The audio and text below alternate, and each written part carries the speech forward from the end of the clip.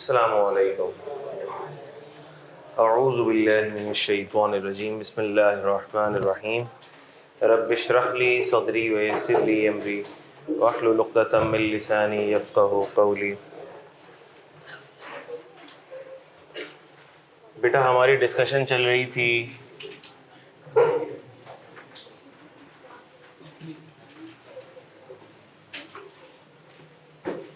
Residential status.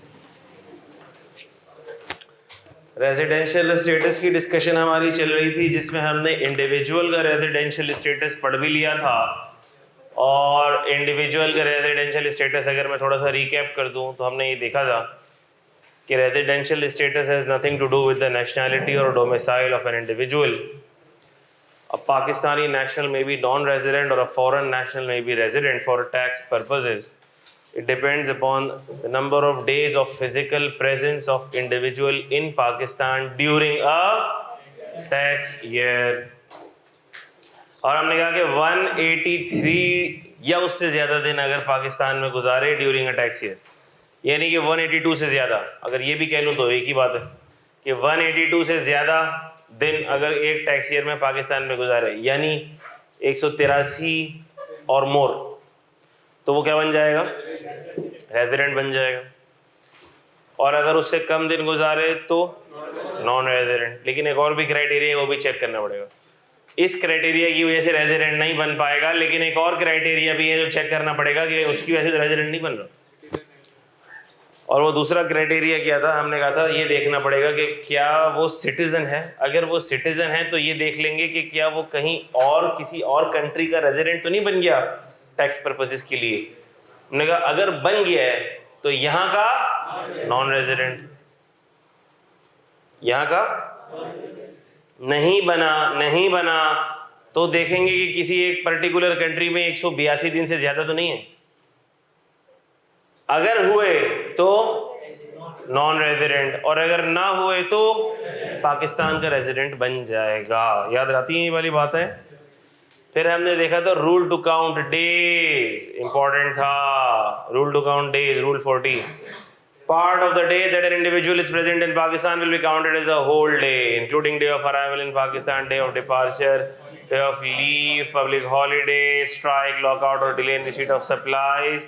But a day solely spent for the reason of being in transit will not be counted as a day spent in Pakistan.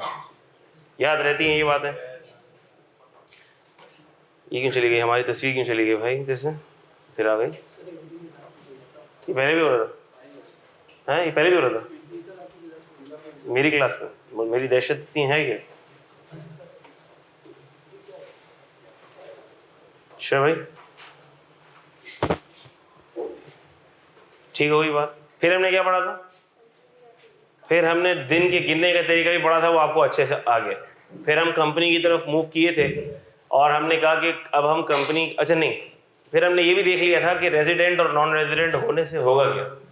Resident होने से या non resident होने से tax implication क्या होगी।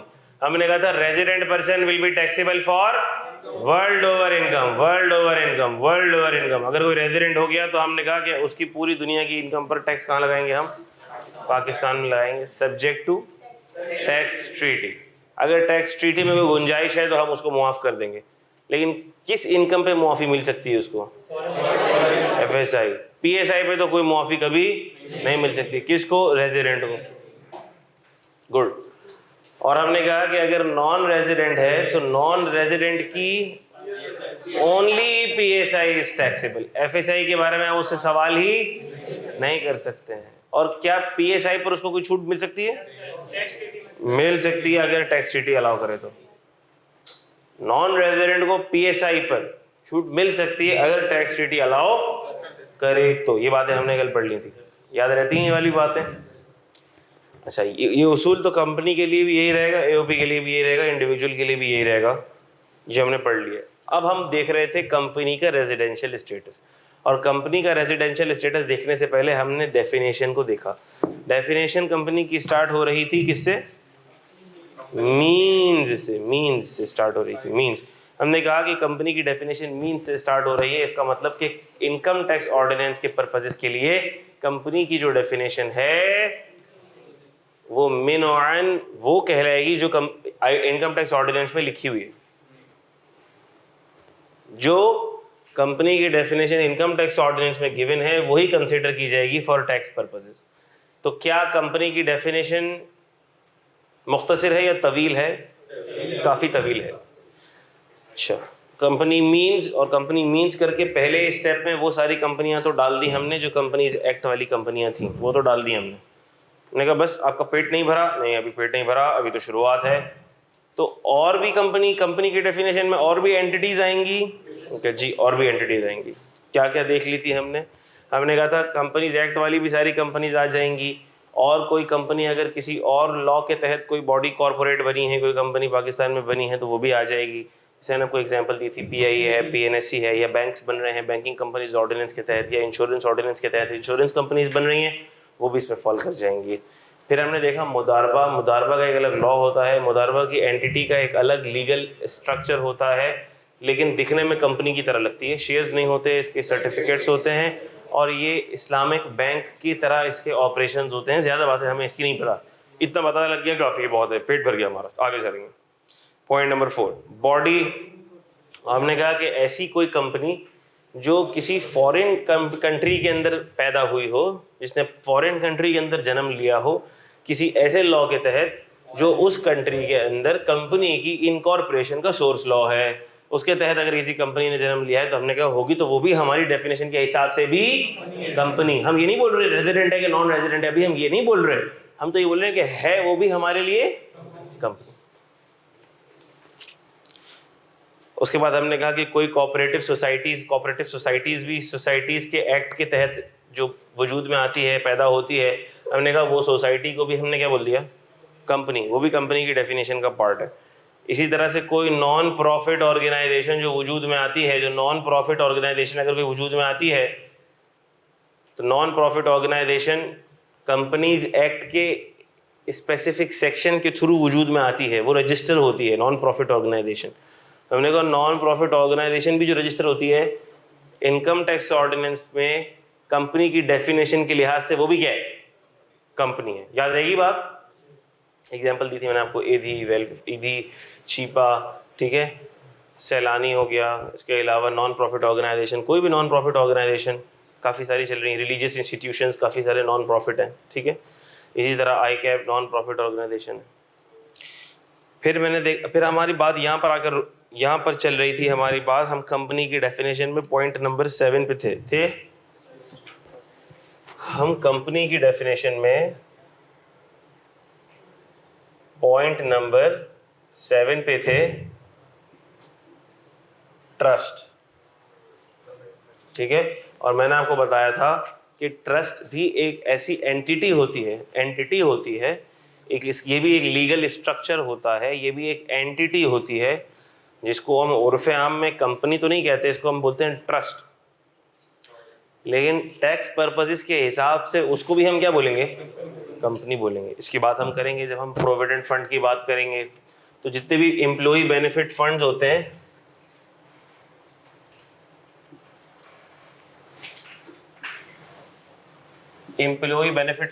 हैं, वो उसका ट्रस्ट बनता है, और ट्रस्ट लॉ के तहत बनता है, ट्रस्ट एक्ट के तहत बनता है, ठीक हो गई बात। इसी तरह एक और भी ट्रस्ट कहलाता है जिसे हम कहते हैं यूनिट ट्रस्ट, यानी कि ये ऐसा ट्रस्ट होगा जिसके यूनिट्स होंगे। इसके क्या होंगे, यूनिट्स, सिमिलर टू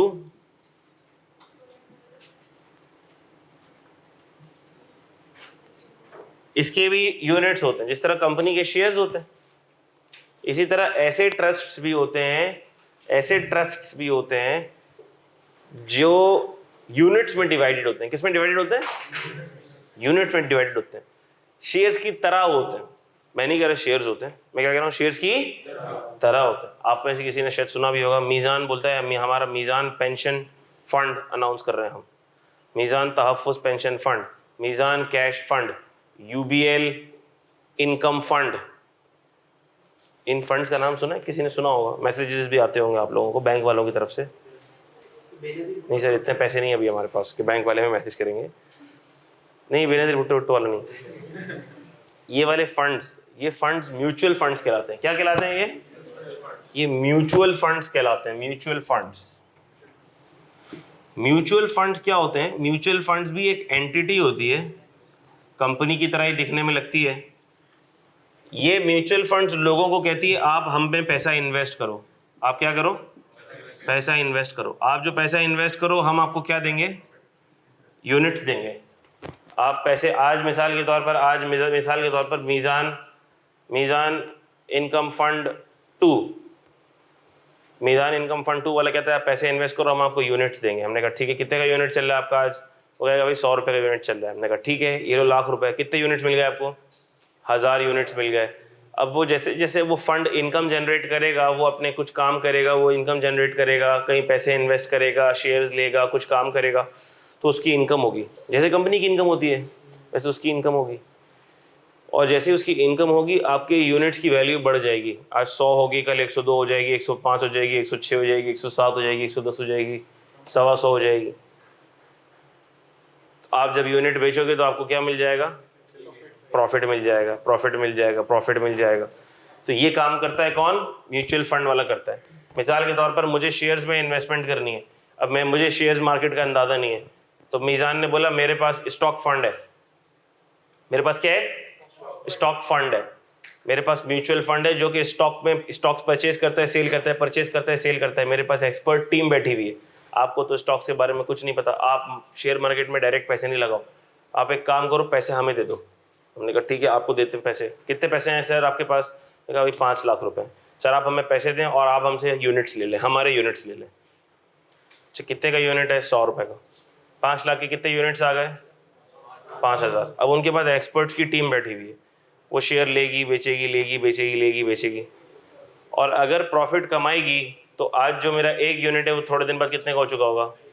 110, 120, 125। और अगर लॉस होगा तो 90, 80, 70। ये तो शेयर की तरह चल रहा है कुछ। हमने कहा हाँ ऐसा ही समझो। लेकिन ये जो म्यूचुअल फंड्स होते हैं ये specific investment vehicle types companies होती हैं जो आपसे पैसे लेती हैं।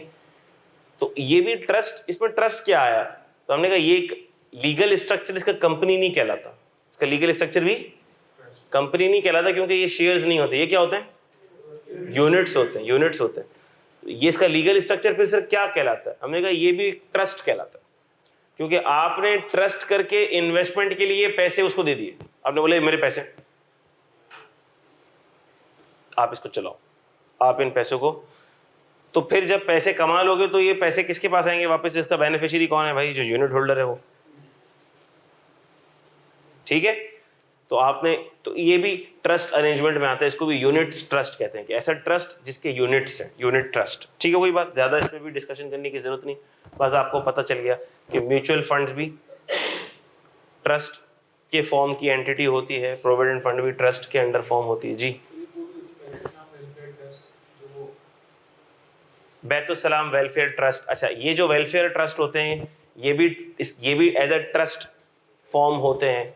ठीक है, ये भी एज अ ट्रस्ट फॉर्म होते हैं क्योंकि आपने पैसे दिए एक ट्रस्ट को, वो ट्रस्ट इन पैसों को इस्तेमाल करेगा किन के बेनिफिट के लिए? मिसाल के तौर पर मदरसे के स्टूडेंट्स हैं, मिसाल के तौर पर मुसाफिर तलबा हैं, मिसाल के तौर पर गांव देहात के गरीब लोग हैं, उनको ये उन तक ये पैसे पहुंचाएंगे, तो उसका भी ट्रस्ट क्रिएट होता है। ठीक है, नॉन प्रॉफिट ऑर्गेनाइजेशन का ट्रस्ट भी क्रिएट होता है, हो सकता है। ठीक हो गई बात? इतना पता होना चाहिए कि जो ट्रस्ट भी क्रिएट होते हैं वो भी कंपनी की डेफिनेशन का पार्ट है। इससे ज़्यादा आपको समझ नहीं आनी चाहिए, मतलब आ गई तो अच्छी बात है। मैंने बता भी दिया आपको कि प्रोविडेंट फंड, ग्रेचुटी फंड, कुछ एग्जांपल दे दी, म्यूचुअल फंड एग्जांपल दे दी आपको, बस बहुत है आपके लिए। ठीक हो गई बात? Trust an entity or a body of persons established or constituted by or under any law for the time being in force।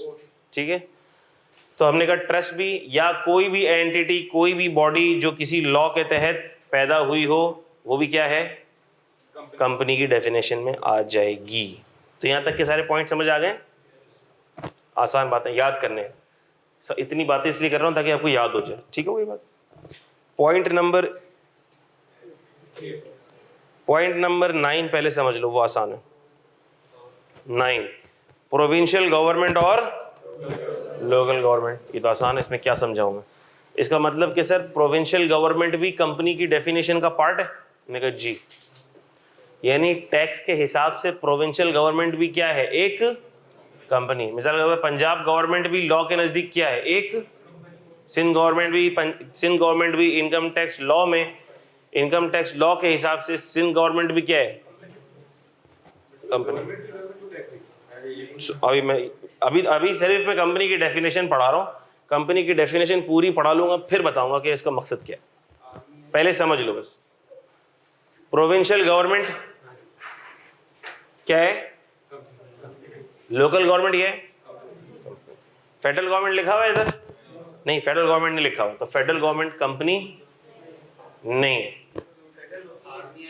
Federal government एक अलग पर्सन है। मैंने बताया इंडिविजुअल है, एओपी है, कंपनी है। कंपनी के अंदर प्रोविंशियल गवर्नमेंट भी आ गई है, लोकल गवर्नमेंट भी आ गई है, but federal government is another person. वो पर्सन अलग है। फेडरल गवर्नमेंट एक पर्सन, गवर्नमेंट है, गवर्नमेंट एक इदारा है, लेकिन टैक्स के नजदीक वो भी क्या है, एक पर्सन है। फेडरल गवर्नमेंट एक पर्सन है। यहां फेडरल, देखो मेरे बच्चों बात सुनो। पर्सन में मैंने आपको बताया इंडिविजुअल, एओपी, कंपनी। मैंने कहा ये तीन मेन होते हैं, बाकी सब बेकार होते हैं, लेकिन बाकी होते तो है ना। उसमें क्या होता है, federal government, foreign government, political subdivision of foreign government, public international organization. 1 2 3 4 5 6 हुए, 7 हुए, 7 होने चाहिए। 3 4 5 6 7, 7 हो गए। तो मैंने आपको अभी ये 3 बातें बताई हैं। मैंने कहा ये 3 इंपॉर्टेंट होते हैं, बाकी होते तो है ना आपके लिए। नहीं, आर्मी और नहीं, बाकी अभी आपके काम के नहीं है इतने, डिस्कशन के लिए। लेकिन मैंने कहा कि प्रोविंशियल गवर्नमेंट,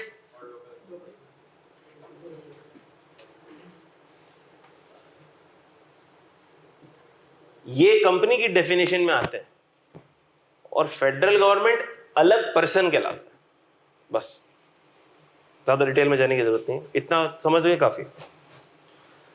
तो प्रोविंशियल गवर्नमेंट को भी हम कंपनी कह सकते हैं। हमने कहा सिंध गवर्नमेंट भी टैक्स वालों के हिसाब से, टैक्स लॉ के हिसाब से सिंध गवर्नमेंट भी क्या है, लोकल गवर्नमेंट भी एक कंपनी है। पॉइंट नंबर 8 अभी ये पढ़ लिया, फिर ये पूरी डेफिनेशन खत्म हो जाए, फिर मैं बताता हूँ कुछ और बातें इसके बारे में। Point number 8, foreign association whether incorporated or not, which the board has by general or special order declared to be a company for the purposes of this ordinance। गौर से सुनना बात को, गौर से सुनना, आराम से। कोई भी फॉरेन एसोसिएशन, हमने कहा सर फॉरेन कंपनी तो कंपनी की डेफिनेशन में आ गई थी, आपने समझा दिया था, हमें समझ आ गया था ये फॉरेन कंपनी है, इसको भी क्या बोल रहे हैं तुमने, कंपनी।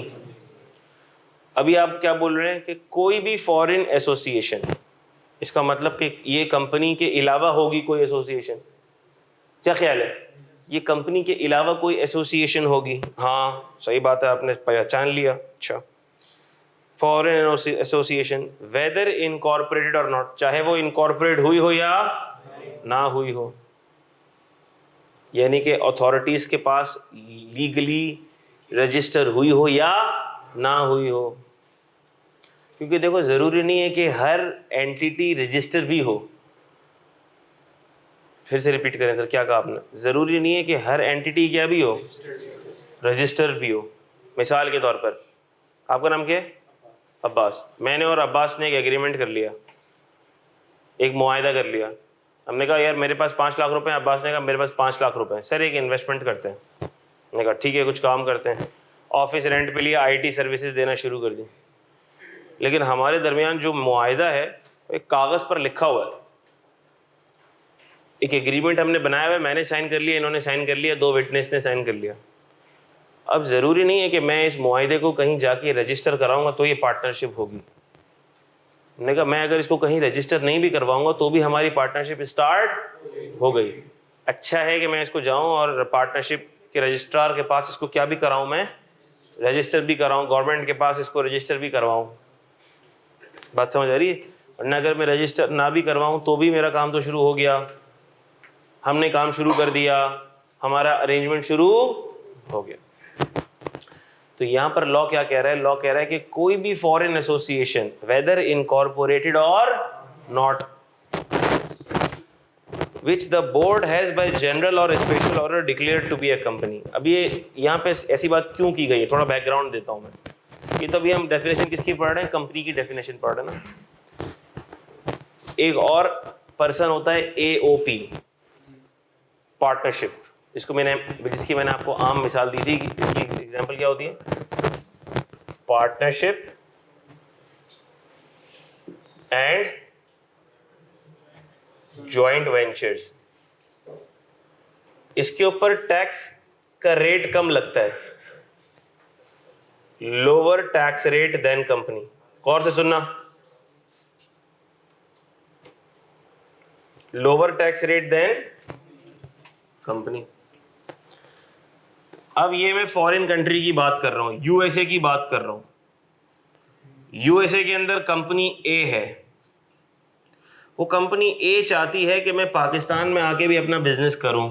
हमने कहा आओ, वेलकम, वैसे हमारे पास कोई नहीं आ रहा, आप ज़रूर आओ, आप इन्वेस्टमेंट करो, पैसे लगाओ, हमारा मुल्क बहुत अच्छा है, हालात भी बहुत अच्छे, इकोनॉमी बहुत अच्छी, पैसे आपको बहुत अच्छे मिलेंगे, आओ आओ आओ। इसने एनालिसिस करवाया, इसने कहा कि कितने पर्सन हैं, ये पर्सन इंडिविजुअल AOP कंपनी। अब मैं अगर कंपनी खोलता हूँ, यहाँ पे कंपनी A वाला बोल रहा है मैं अगर कंपनी खोलता हूँ तो कंपनी के ऊपर टैक्स रेट है 29% का, और अगर मैं यहाँ पर बिजनेस करता हूँ इंडिविजुअल तो मैं हूँ नहीं, तो क्यों ना मैं कोई और एसोसिएशन खोल लूँ। हमने कहा हाँ है तो सही ऑप्शन AOP का। तो उसने कहा क्या मैं यहाँ पे कोई पार्टनरशिप खोल लूँ? तो उसके कंसल्टेंट ने बोला हाँ ऐसा कर लो, आप यहाँ पे किसी के साथ पार्टनरशिप खोल लो। किसके साथ खोलूँ? मैं तो किसी को नहीं जानता। हाँ लेकिन USA में ही मेरी एक बेटा कंपनी है, कंपनी B, मेरी सब्सिडरी कंपनी है, ये पेरेंट है और ये क्या है? Subsidiary company. ये पेरेंट कंपनी और ये सब्सिडरी कंपनी है। उन्होंने कहा चलो एक काम करते हैं, मैं अपनी ही सब्सिडरी कंपनी को इधर पार्टनर बना लेता हूँ मैं। तो मैं और मेरी सब्सिडरी कंपनी, हम दोनों मिल के यहाँ पर एक क्या खोल लेते हैं? Partnership firm. हम यहाँ पे कंपनी रजिस्टर नहीं कराते क्योंकि कंपनी पर टैक्स रेट ज़्यादा है, 29% है, और हमारे कंसल्टेंट ने सजेस्ट किया है कि पार्टनरशिप फर्म के खोलो, और पार्टनरशिप फर्म खोल के यहाँ पे पार्टनरशिप के तहत आप बिजनेस करो, उस पर टैक्स रेट भी कम लगेगा। कोई एसोसिएशन बना लो, जॉइंट वेंचर बना लो। तो हमने AOP बना ली, यहाँ पे हमने क्या बना ली? AOP बना ली। AOP के ऊपर टैक्स रेट अब हमको कम लगेगा। तो हमने कहा FBR वालों को ये पता चल गया कि ये USA में एज अ कंपनी रजिस्टर्ड है, दूसरी वाली भी कंपनी है, और ये दोनों आपस में पेरेंट और सब्सिडरी हैं, मिली भगत है। और दरअसल ये है तो कंपनी, लेकिन यहाँ पर जानबूझ के कंपनी नहीं बनी है ताकि इनको टैक्स रेट कम देना पड़े। वहाँ पे USA के अंदर तो ये 40% का टैक्स रेट दे रहे हैं, लेकिन पाकिस्तान में इनको टैक्स देने में मौत आ रही है कि पाकिस्तान में हम कम टैक्स देंगे।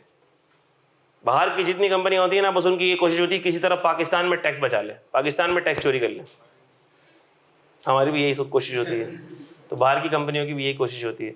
तो वो 2 नंबरी के तरीके इख्तियार करते हैं, कोई एसोसिएशन बना लेते हैं, कोई बिजनेस सेटअप ऐसा अरेंज कर लेते हैं ताकि उन पर कम टैक्स रेट लगे। उन्होंने कहा लेकिन अगर FBR को पता लग गया कि तुम्हारी कोई फॉरेन एसोसिएशन है जो दरअसल पीछे बैक एंड पर है एक कंपनी, सिर्फ तुम यहाँ टोपी ड्रामे के लिए तुमने यहाँ पे क्या बना ली है? पार्टनरशिप बना ली है, तो ये बोर्ड के पास अथॉरिटी है कि वो आपको कंपनी डिक्लेयर कर सकती है, क्या ये बात समझ आ रही है? अब इधर पढ़ो, अब समझ आएगा ये। जज़ाकल्लाह बेटा।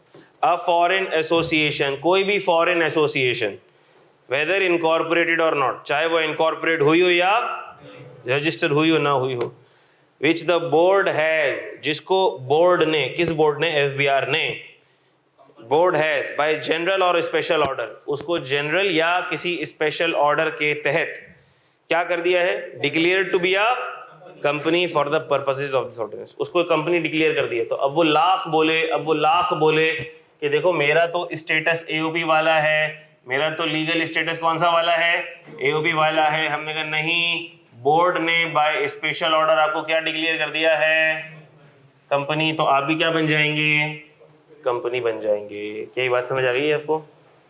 ज़्यादा बात नहीं समझनी, जितनी मैंने समझाई उतनी समझनी है, आगे इसका कोई लेन देन नहीं है। सिर्फ डेफिनेशन समझाने के लिए मैं इतनी बातें कर रहा हूँ कि आपको डेफिनेशन याद करने में आसानी हो जाए। बाकी आगे कोर्स के अंदर इसका कोई लेन देन, कोई टेक्निकल इम्प्लीकेशन वगैरह नहीं है, बस आपको डेफिनेशन समझ में आ जाए, इसलिए इतना टाइम लगा दिया इस नन्ही सी डेफिनेशन पे मैंने। क्या ये बात समझ आ गई इतनी? इसको मैं ज़रा फिर से जल्दी से रिकैप कर देता हूँ। Company is defined in companies act, वो सारी कंपनियां जो कंपनीज एक्ट के हिसाब से कंपनी है वो तो कंपनी है ही। जैसे मैंने बताया, private company, listed company, unlisted company, company limited by guarantee, single member company, वो सारी कंपनियां जो कंपनीज एक्ट के हिसाब से कंपनियां हैं वो तो कंपनी है ही है। और कौन सी कंपनी है? हमने कहा और किसी लॉ के तहत भी कोई कंपनी अगर फॉर्म हो जाए पाकिस्तान में, वो भी कंपनी है। मुदारबा, वो भी कंपनी है। कोई बाहर की कंपनी किसी बाहर की कंपनी लॉ के तहत इनकॉर्पोरेट हुई है, उसको भी हम कंपनी ही कहेंगे। कोई कोऑपरेटिव सोसाइटी है, उसको भी हम कंपनी कहेंगे। एनपीओ को भी कंपनी कहेंगे। कोई ट्रस्ट के तहत कोई एंटिटी बनती है या किसी और लॉ के तहत जो पाकिस्तान में इनकॉर्पोरेट हो जाती है, उसको भी हम कंपनी ही कहेंगे। कोई ऐसी फॉरेन एसोसिएशन बन जाती है जिसको बोर्ड ने बाय स्पेशल और जनरल ऑर्डर कंपनी डिक्लेयर कर दिया है, तो वो भी क्या हो जाएगी, कंपनी हो जाएगी। और प्रोविंशियल और लोकल गवर्नमेंट भी क्या है, कंपनी की डेफिनेशन के हिसाब से कंपनी है। तो सर ये कंपनी की डेफिनेशन को इतना लंबा क्यों कर दिया, इतना बड़ा क्यों कर दिया, ये भी कंपनी, तू भी कंपनी, ये भी कंपनी, ये भी कंपनी, ये भी कंपनी। निकल लॉ के कुछ मकासद हैं जिसकी वजह से इतनी सारी चीज़ों को कंपनी के ब्लैंकेट के अंदर डाल दिया, कंपनी के टब में डाल दिया। सबको हमने कंपनी बोल दिया, मतलब ये टब है, कंपनी का टब है, ये भी इसमें डालो, ये भी इसमें डालो, ये भी इसमें डालो, सब कंपनी है ये। लॉ ने ऐसा क्यों किया? लॉ के कुछ इसके पीछे कुछ मकासद हैं, कुछ मोटिव्स हैं। पहला मोटिव, जो भी कंपनी है, कंपनी के ऊपर टैक्स रेट होता है 29% का। कंपनी के ऊपर टैक्स रेट कितना है? इसका मतलब कि जिसको भी मैंने बोला कंपनी है, उसके ऊपर टैक्स रेट कितना लग जाएगा? 29%। मैंने बोला मुदारबा है, 29% लग जाएगा। ने कहा प्रोविंशियल गवर्नमेंट है, 29%। प्रोविंशियल गवर्नमेंट की कोई इनकम होती होगी? हाँ, इनकम होती है। प्रोविंशियल गवर्नमेंट कमाती भी है, पैसे भी कमाती है प्रोविंशियल गवर्नमेंट ना। प्रोविंशियल गवर्नमेंट की इनकम पे भी टैक्स कितना लग जाएगा? 29% लग जाएगा। ट्रस्ट है, उसकी भी इनकम पे कितना टैक्स लग जाएगा? 29 लग जाएगा। एनपीओ की इनकम पे भी कितना टैक्स लग जाएगा? एनपीओ की इनकम पे भी कितना टैक्स लग जाएगा? 20। अभी जितना मैं बता रहा हूँ उससे क्या समझ आया? सब पे 29% लग जाएगा। लेकिन अब आप कहेंगे सर हमने ये देखा है कि एनपीओ पे तो कोई टैक्स नहीं होता, नॉन प्रॉफिट ऑर्गेनाइजेशन होती है, उस पर तो कोई टैक्स नहीं होता। प्रोविंशियल गवर्नमेंट तो खुद ही गवर्नमेंट है। सर गवर्नमेंट अपने आप को क्या खुद टैक्स देगी 29% का? ये भी अजीब सी बात लग रही है, पता नहीं, समझ नहीं आ रहा।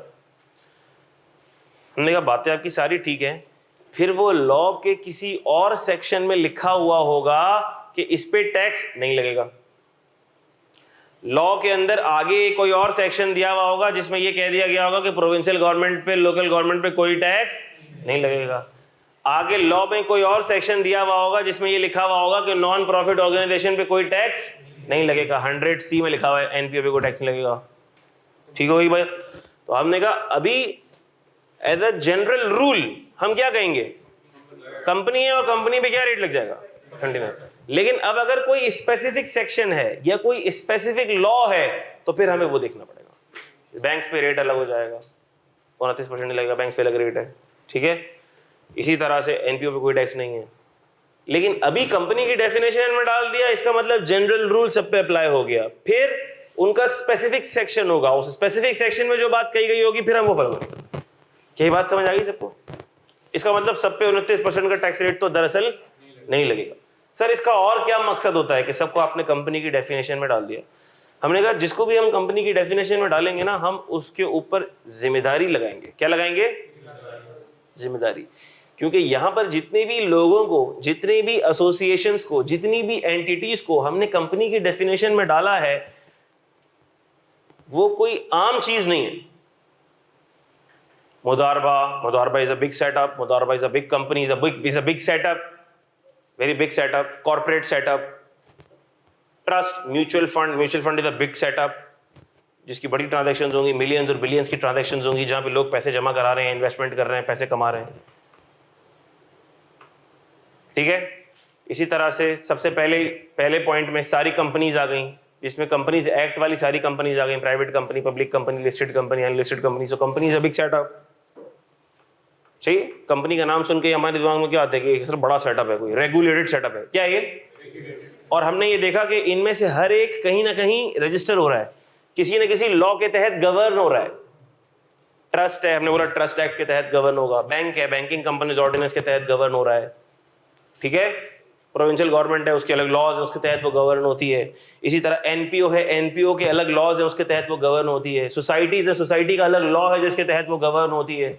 इसका मतलब कि सर कंपनी की डेफिनेशन के अंदर जितने भी लीगल स्ट्रक्चर्स आ रहे हैं वो कहीं ना कहीं लॉ के साथ जुड़े हुए हैं, उनके ऊपर कंप्लायंस और कंडीशंस और रिक्वायरमेंट्स एप्लीकेबल हैं, वो कानून के धारे में होंगे। तो लॉ कह रहा है हमारी नजर में ये सारे के सारे जिम्मेदार लोग हैं। जिम्मेदार लोग हैं तो हम इन पे जिम्मेदारी लगाएंगे। क्या जिम्मेदारी लगाएंगे? टैक्स जमा करने की। हम इनको बना लेंगे अपना विदहोल्डिंग एजेंट। क्या बना लेंगे? Withholding agent. तो आप जब लॉ के अंदर आगे बढ़ेंगे तो आप ये देखेंगे कि कंपनी को विदहोल्डिंग एजेंट बना दिया जाएगा। क्या बना दिया जाएगा? कंपनी विदहोल्डिंग एजेंट होती है। एग्जाम्पल, अगर कोई, मिसाल के तौर पर मैं हूं इंडिविजुअल हूं, मैं मिस्टर शहरोज को गुड्स बेच रहा हूं। क्या बेच रहा हूं? गुड्स सेल कर रहा हूं। गुड्स सेल कर रहा हूं। सर कितने में सेल किया आपने?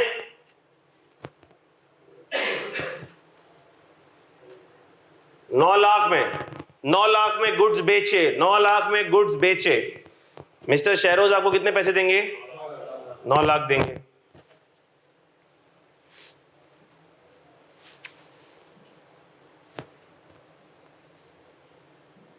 मिस्टर शहरोज ने मुझे बेचे। मिस्टर शहरोज ने मुझे गुड्स बेचे। कितने के? मैं कितने पैसे दूंगा?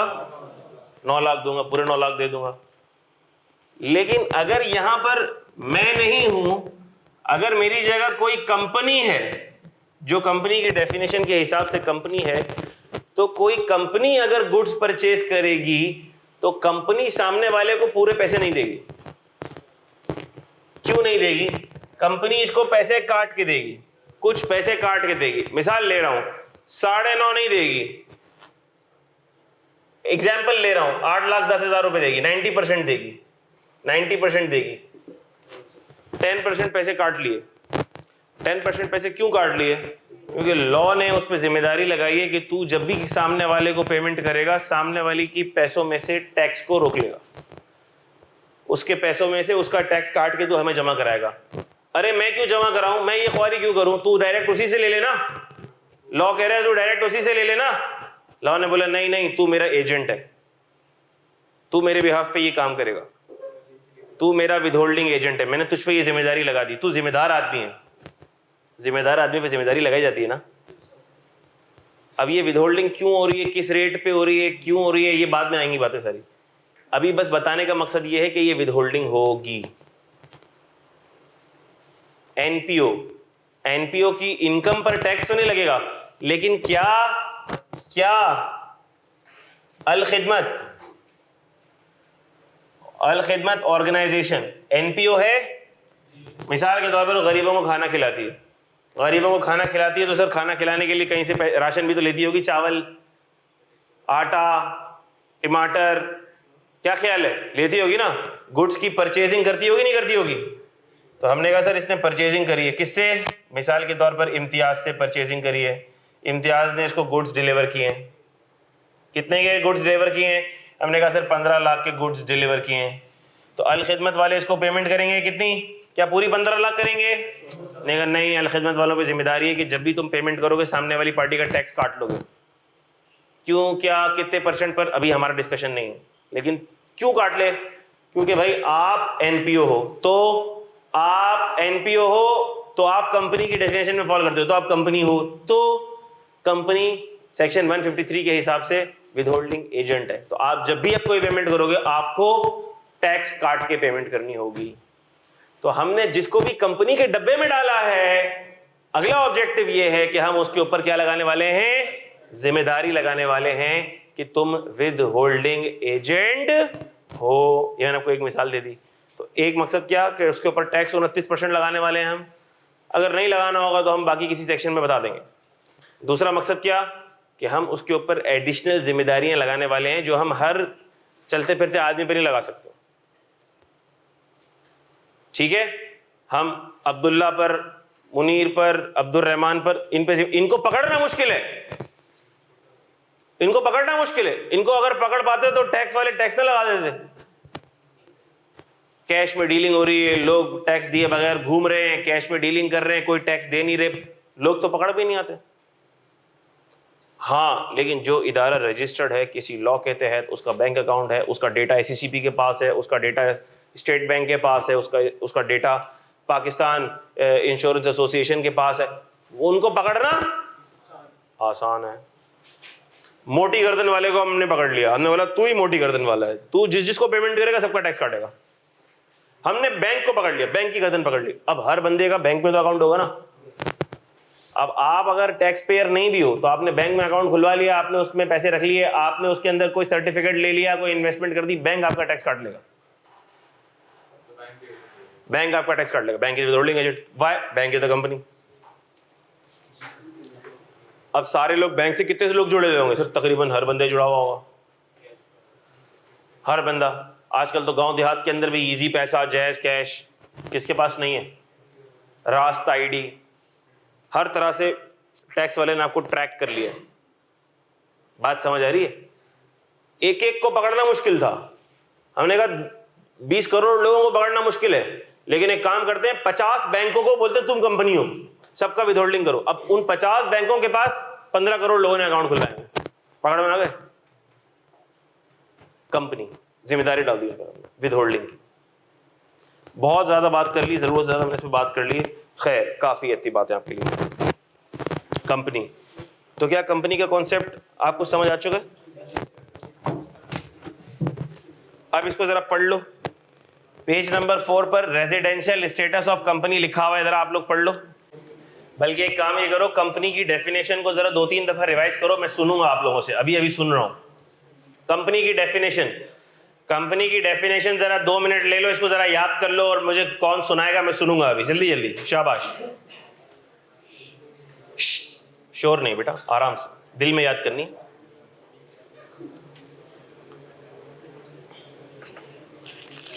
आसान है, बहुत आसान है कंपनी की डेफिनेशन।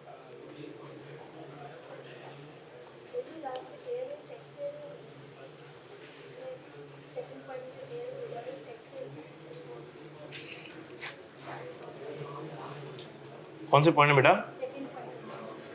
कंपनी की डेफिनेशन में। अभी कंपनी की डेफिनेशन याद करें सब, कंपनी की डेफिनेशन याद कर लें जल्दी से। जी बेटा,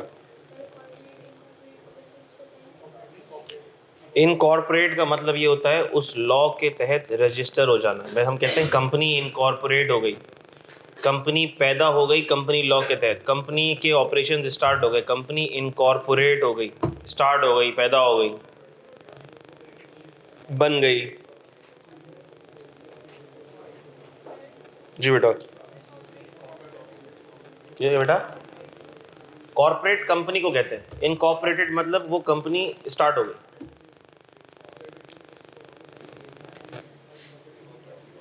वजूद में आ गई, कंपनी वजूद में आ गई। कंपनी का रेजिडेंशियल स्टेटस, कोई है जिसको कंपनी की डेफिनेशन याद हो गई? हाँ बेटा सुनाओ, नाम क्या तुम्हारा? सॉरी, मूसा। मूसा, कंपनी की डेफिनेशन सुनाओ बेटा। Good good.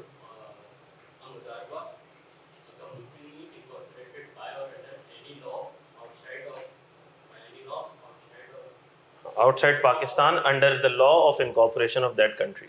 यूँ कह लो, ठीक हो गई बात, बिल्कुल सही।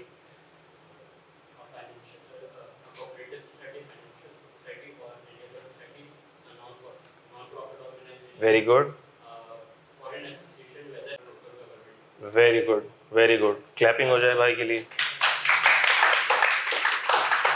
और स्टार्ट करो कि कंपनी मीन्स वाली बात तुम भूल गए, ठीक हो गई बात, गुड, वेरी गुड। अच्छा भाई, कंपनी की डेफिनेशन आपको याद भी हो गई अल्हम्दुलिल्लाह। अब आओ कंपनी का रेजिडेंशियल स्टेटस देखते हैं, कंपनी को कब रेजिडेंट कहेंगे। हमने ये तो देख लिया कंपनी किसको बोलेंगे, ये सारी कंपनी है। कंपनी रेजिडेंट कब होगी, कंपनी रेजिडेंट कब होगी, कंपनी नॉन रेजिडेंट कब होगी, आओ पढ़ लेते हैं।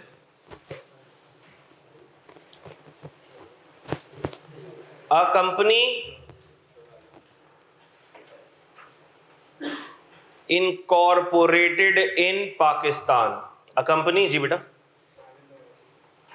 हाँ जाओ भाई, लेकिन रिकॉर्डिंग देख लेना जरा।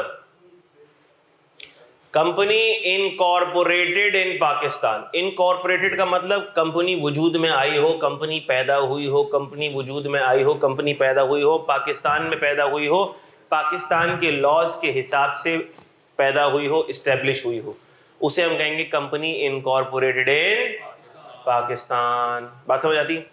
तो कंपनी अगर पाकिस्तान में इनकॉर्पोरेट हो रही है, इसका मतलब पाकिस्तान के लॉज के हिसाब से वजूद में आ रही है, बन रही है, पैदा हो रही है, ऐसा ही है। तो अगर कोई भी कंपनी पाकिस्तान में वजूद में आई है, पाकिस्तान में पैदा हुई है, अब पाकिस्तान में पैदा होने के बाद काम सारे यूएसए के कर रही है, क्या इससे हमारा कोई लेना देना है? नहीं। कंपनी इनकॉर्पोरेट पाकिस्तान में हो गई, पैदा पाकिस्तान में हो गई, हमने कहा सर कंपनी का नाम है मिसाल के तौर पर अब्दुल्ला प्राइवेट लिमिटेड, ये पैदा हुई पाकिस्तान में, किस लॉ के तहत? सर जो कंपनीज की इनकॉर्पोरेशन का लॉ है, कंपनीज एक्ट 2017 के तहत ही कंपनी फॉर्मेशन हुई, कंपनी फॉर्म हुई, इनकॉर्पोरेट हुई, पैदा हुई। सर जैसे ही ये कंपनी पैदा हुई, अब इसके सारे ऑपरेशंस यूएसए में हैं, सारे ऑपरेशंस यूरोप में हैं, सारे डायरेक्टर्स यूरोप में ही बैठे होते हैं, यहाँ पर सिर्फ 2 लोग बिठाए हुए हैं, यहाँ से सारा माल यूरोप में जाता है, वहीं पे कस्टमर ढूंढते हैं, वहीं पर एक ऑफिस बनाया हुआ है, वहीं पर सेल करते हैं, सारे ऑपरेशंस इनके यूएस के अंदर ही हैं, डायरेक्टर्स भी सारे यूएस के अंदर बैठे हुए हैं, यहाँ पर 2-4 एम्प्लॉइज हैं बस, खाली जो छोटा मोटा यहाँ पे काम करते हैं, यहाँ से सारा माल बाहर भेज देते हैं। सवाल, क्या ये कंपनी रेजिडेंट है? वाई? क्योंकि ये इनकॉर्पोरेट और पैदा कहाँ हुई है? पाकिस्तान में। उसके बाद मैं आपको कुछ भी बताऊं, आपको कंफ्यूज होने की जरूरत नहीं, सिंपल तरीका, कंपनी इनकॉर्पोरेट कहाँ हुई है। अब उसके बाद मैं आपको लाख कंफ्यूज करूँ, आपने कंफ्यूज नहीं होना। वो कंपनी पाकिस्तान में रेजिडेंट है फॉर टैक्स पर्पसेस। क्या ये बात समझ आती है? पहला step, company incorporated in Pakistan, जो कंपनी पाकिस्तान में पैदा हो गई, जो कंपनी पाकिस्तान में पाकिस्तान के लॉज के हिसाब से बन गई, जबरदस्त, वो रेजिडेंट हो गई। अगली बात किसकी की जा रही है, देखो जरा, प्रोविंशियल और लोकल गवर्नमेंट। चूंकि पूरी डेफिनेशन में ये दोनों अलग ही मखलूक थी, याद है नहीं? पूरी डेफिनेशन में प्रोविंशियल और लोकल गवर्नमेंट पे आपको ताज्जुब हुआ ना कि सर इसको भी कंपनी बोल दिया आपने। मैंने कहा बोल दिया तो बोल दिया, तो ये 2 अलग मखलूक थी, इसलिए इन 2 की बात अलग हुई है। क्या बात हो रही है? कहा यह जा रहा है कि अगर प्रोविंशियल गवर्नमेंट, लोकल गवर्नमेंट तो हमेशा ही रेजिडेंट होंगी, क्योंकि ये तो है ही पाकिस्तान की गवर्नमेंट। भले इस गवर्नमेंट को जो चला रहे हैं वो भले बाहर शॉर्ट हो जाएं, लेकिन प्रोविंशियल गवर्नमेंट और लोकल गवर्नमेंट हमेशा रेजिडेंट कहलाएंगी, क्योंकि ये तो है ही पाकिस्तान की गवर्नमेंट। तो क्या ये मुश्किल है क्राइटेरिया याद रखना? उन्होंने कहा सर ये तो आपने किस्सा ही खत्म कर दिया, इसका मतलब इस पर कोई क्वेश्चन ही नहीं होगा कि प्रोविंशियल गवर्नमेंट और लोकल गवर्नमेंट रेजिडेंट है कि नहीं है। मैंने कहा नहीं, इस पर क्वेश्चन ही नहीं होगा, ये हमेशा ही क्या होंगी, पढ़ लो, provincial government and local government are resident without any condition. हमने कहा सर वैसे ये 2 अलग दुनिया की मखलूक नजर आ रही थी, आपने हमारा काम आसान कर दिया, बाकियों का क्या करना है? हमने कहा बाकियों का क्राइटेरिया तुमको बता दिया, कि जो कंपनी इनकॉर्पोरेट पाकिस्तान में हुई हो, मिसाल के तौर पर अब जे डॉट प्राइवेट लिमिटेड हो गई। अब J dot private limited incorporate कहां हुई है? पाकिस्तान में। अब वो यहां से सारी आउटलेट अपनी बंद कर दे और बाहर आउटलेट खोल ले, दुबई में खोल ले, इधर उधर खोल ले, आउटलेट्स खोल ले। मेन कंपनी कहां पर है? पाकिस्तान में। तो ये कंपनी हमेशा क्या कहलाएगी? रेजिडेंट कहलाएगी। क्या ये बात समझ आ रही है? इसी तरह नॉन प्रॉफिट ऑर्गेनाइजेशन। अब नॉन प्रॉफिट ऑर्गेनाइजेशन मिसाल के तौर पर ये थी, ये क्या है? नॉन प्रॉफिट ऑर्गेनाइजेशन है। अब सर नॉन प्रॉफिट ऑर्गेनाइजेशन है, ये पैदा कहाँ हुई है? पाकिस्तान के लॉज के हिसाब से। सर इसको पाकिस्तान से पूरे साल में फंड मिलता है 1 अरब रुपए, बाकी की पूरी दुनिया से इसको मिलते हैं 10 अरब रुपए। इसके सारे जो ट्रस्टीज हैं वो दूसरी पूरी दुनिया में जा जाके फंड्स कलेक्ट करते होते हैं, पूरा साल बाहर रहते हैं वो लोग। इस साल दे रहा हूँ ऐसे। तो क्या ये नॉन रेजिडेंट हो जाएगा? क्यों रेजिडेंट रहेगा? क्योंकि ये पैदा ही पाकिस्तान में हुआ है। पाकिस्तान के इनकॉर्पोरेशन के लॉज के हिसाब से ये एनपीओ बनी और पैदा ही कहाँ हुई है? पाकिस्तान में। तो ये चैप्टर ही खत्म कर दिया आपने। कितना आसान हो गया। हमने कहा बाकी कोई क्राइटेरिया आपको कंफ्यूज कर रहा हो, कंपनी पाकिस्तान में इनकॉर्पोरेट हुई है, रेजिडेंट कहलाएगी। क्या ये बात समझ आती है? जबरदस्त। अच्छा, इसी तरह मैं आपको एक और बात बताऊं। कुछ लोग कंफ्यूज होते हैं कि जैसे मिसाल के तौर पर स्टैंडर्ड चार्टर्ड बैंक। चलो इसका आगे आ रहा है, मैं इसको जरा लिंक करता हूं। अभी सिर्फ लिख रहा हूं मैं, कंफ्यूज नहीं होना। अगला क्राइटेरिया, उस कंपनी के बारे में जो पाकिस्तान में इनकॉर्पोरेट नहीं हुई है। अब उसके बारे में हम बात कर रहे हैं। A company incorporated outside Pakistan. तो सर जो कंपनी पाकिस्तान में पैदा ही नहीं हुई, बनी ही नहीं है, इनकॉर्पोरेट ही कहाँ हुई है? आउटसाइड पाकिस्तान। क्या वो रेजिडेंट हो सकती है कभी? डिपेंड करता है। अब वो पैदा तो नहीं हुई पाकिस्तान में, अगर क्राइटेरिया मीट करेगा तो रेजिडेंट होगी, क्राइटेरिया मीट नहीं करेगा तो रेजिडेंट। क्राइटेरिया क्या है sir? Control and management. Criteria क्या है? Control and management. हमने कहा अगर तो जो कंपनी पाकिस्तान से बाहर इनकॉर्पोरेट हुई है, अगर उसका कंट्रोल और management of affairs Holi in Pakistan है ड्यूरिंग टैक्स ईयर। क्या? होली इन पाकिस्तान है during tax year. Holi in Pakistan है ड्यूरिंग टैक्स ईयर, तो हम उसे क्या कह देंगे? ये रेजिडेंट है। अच्छा, अब मैं एक सवाल करता हूं। एक कंपनी है जो इनकॉर्पोरेट हुई है इन पाकिस्तान और उसका मैनेजमेंट और कंट्रोल है होली आउटसाइड पाकिस्तान। सोच लो, मैनेजमेंट और कंट्रोल है होली आउटसाइड पाकिस्तान। मैंने कहा सर जो कंपनी इनकॉर्पोरेट ही यहां पे हुई है उसके साथ तो हम मजाक बर्दाश्त ही नहीं करेंगे। वो तो क्या है? रेजिडेंट। उसमें कोई कंट्रोल की कोई बात ही नहीं करें। आप अगली बात बताएं ना तो भी अच्छा है, आप अपनी एनर्जी वेस्ट करेंगे।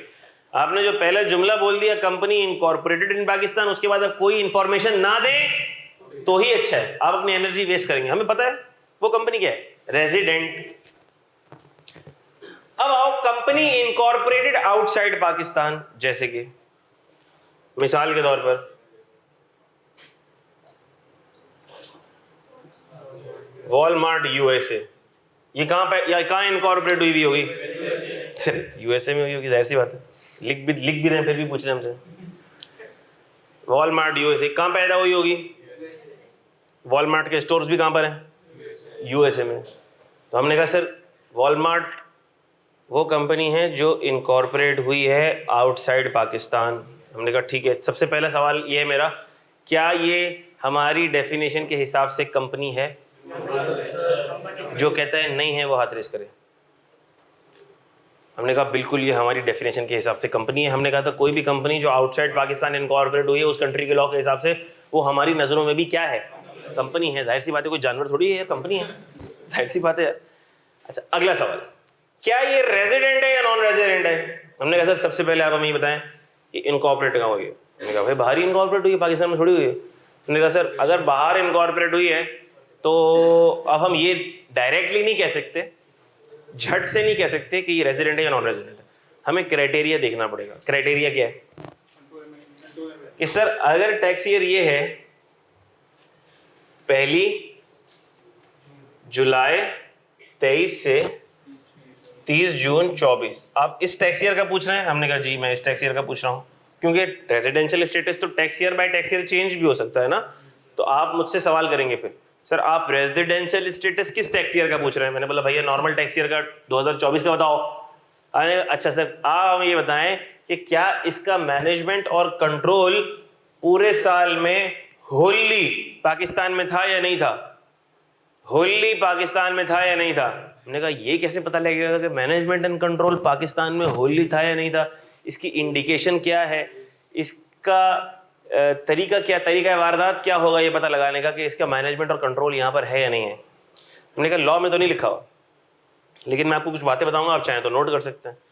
मिसाल के तौर पर अगर एग्जाम के अंदर एग्जामिनर आपको ऐसी बात कहे कि पूरे साल में जितने भी बोर्ड ऑफ डायरेक्टर्स की मीटिंग हुई सारी, पूरे साल में जितनी भी बोर्ड ऑफ डायरेक्टर की मीटिंग्स हुई हैं वो सारी पाकिस्तान में हुई हैं, क्योंकि कंपनी को चला कौन रहा होता है, डायरेक्टर्स। कंट्रोल और मैनेज कौन कर रहा होता है, डायरेक्टर्स। उन सब की सारी बोर्ड ऑफ डायरेक्टर की मीटिंग पाकिस्तान में हुई है, सारे डिसीजंस पाकिस्तान में लिए गए हैं। तो हमने कहा ये एक इंडिकेशन है कि इसका कंट्रोल और मैनेजमेंट होली कहाँ है, या ऐसा लिख दिया जाए कि सारे डायरेक्टर्स पाकिस्तान में ही रहते हैं, होते ही पाकिस्तान में, पाकिस्तान से बैठ के ही वॉलमार्ट यूएसए चला रहे हैं।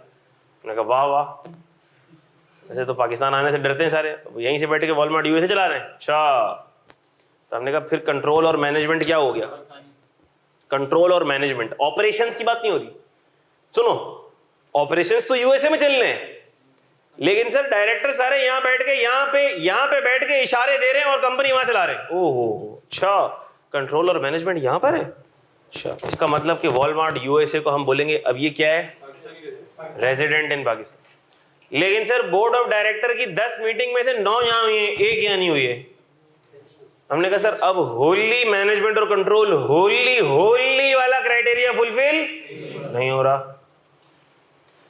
10 डायरेक्टर में से 9 पाकिस्तान में रहते हैं, 1 बाहर रहता है। हमने कहा होली वाला क्राइटेरिया फुलफिल, बात समझ आ रही है। या सारे ही ऑपरेशंस पाकिस्तान में हो रहे हैं उसके, तो जब सारे ऑपरेशंस भी पाकिस्तान में होंगे तो फिर कंट्रोल और मैनेजमेंट भी किधर ही हो रहा होगा, पाकिस्तान में हो रहा होगा। ऐसी कुछ बातें लिखी हुई हो अगर सवाल के अंदर, so this will give you an indication that examiner is wanting you to opt for this criteria. Control और मैनेजमेंट आप लिखें कि भाई ये जो इंडिकेशन है इसका ये मतलब है कि कंट्रोल और मैनेजमेंट होली का है, पाकिस्तान में है, तो ये इनकॉर्पोरेट तो बाहर हुई है लेकिन ये रेजिडेंट होगी in Pakistan for tax purposes during the tax year फला फला फला, जो भी सवाल में लिखा हुआ होगा। क्या ये बात समझ आ रही है आपको, इज दिस क्लियर। अब इसके अंदर एक कंफ्यूजन आती है, क्या कंफ्यूजन आती है, मिसाल के तौर पर स्टैंडर्ड चार्टर्ड बैंक की एग्जांपल लेता हूं मैं। Standard chartered bank UK,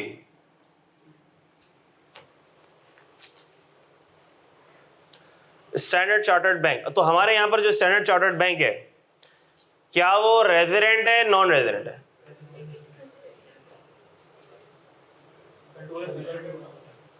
resident है नॉन रेजिडेंट है,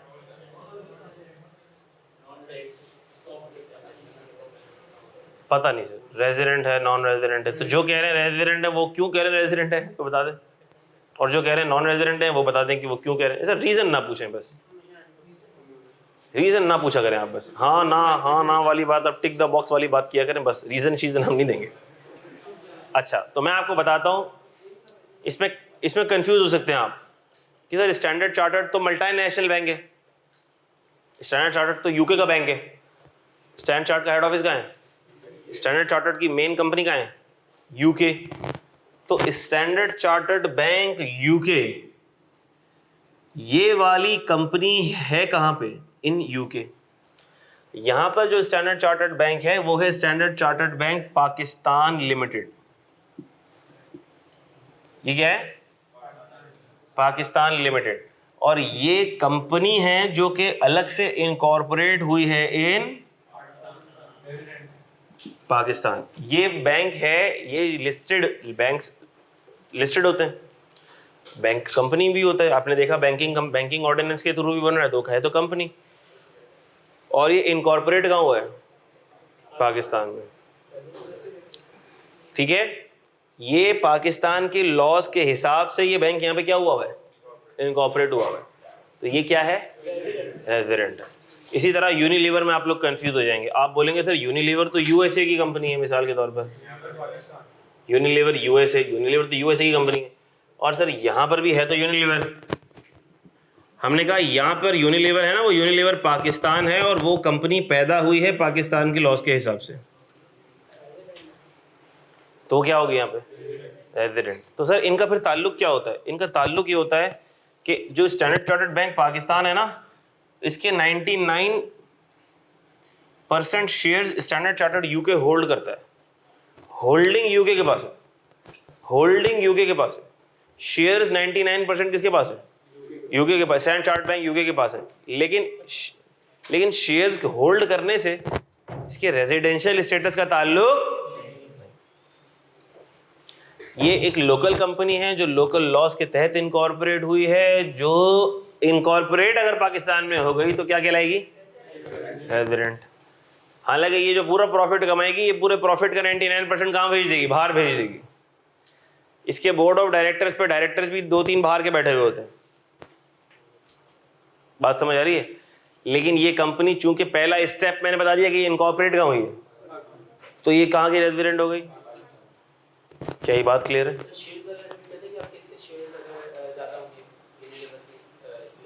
स्टैंडर्ड चार्टर्ड बैंक के 99% शेयर्स इसके पास है, यूके के पास है। शेयर्स की होल्डिंग से कोई फर्क नहीं पड़ता, बस मैंने ये कहा, शेयर्स की होल्डिंग से कोई फर्क नहीं पड़ता। 100% भी होंगे तो भी कोई फर्क नहीं पड़ेगा।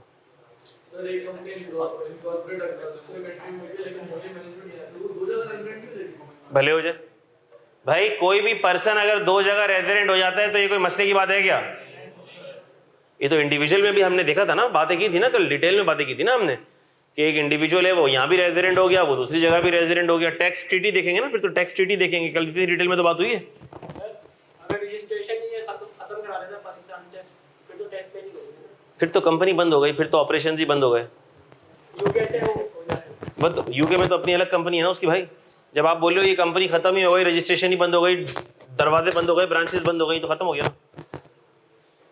दरवाजा बंद करे यानी पाकिस्तान में इनकॉर्पोरेटेड है ना, यहाँ से रजिस्ट्रेशन खत्म करेगा, यूके से हो गया, तो यूके से हो गई। अब अगर यहाँ पर इसके ऑपरेशंस चल रहे हैं तो वो तो ऑपरेशंस चल रहे होंगे, कंपनी इनकॉर्पोरेट नहीं हुई होगी, कंपनी इनकॉर्पोरेट नहीं हुई होगी, तो कंपनी रेजिडेंट निकलेगी। कंपनी क्या निकलेगी? अच्छा सुनना जरा गौर से, एक और बात बहुत गौर से। मिसाल के तौर पर ये स्टैंडर्ड चार्टर्ड बैंक पाकिस्तान है, ये तो कंपनी चूंकि अलग है, हमने बोला ये तो सर जैसी कंपनी अलग हो गई, इसका नाता अलग हो गया। अब ये पाकिस्तान की कंपनी है, ये इनकॉर्पोरेटेड यहाँ पर है, ये यहाँ की रेजिडेंट है। सिटी बैंक की एग्जांपल लेता हूँ। किसकी एग्जांपल लेता हूँ? City bank. सिटी बैंक अब तो खैर नजर नहीं आता, लेकिन पहले एक जमाने में सिटी बैंक का क्रेडिट कार्ड भी बड़ा इंपॉर्टेंस रखता था। किसी का सिटी बैंक का अकाउंट होता था तो वो बड़ा प्रेस्टिजियस कहलाता था। सिटी बैंक क्या था? सर सिटी बैंक का कोई बैंक यहाँ पे इनकॉर्पोरेटेड था? हमने कहा था ये इनकॉर्पोरेटेड नहीं था,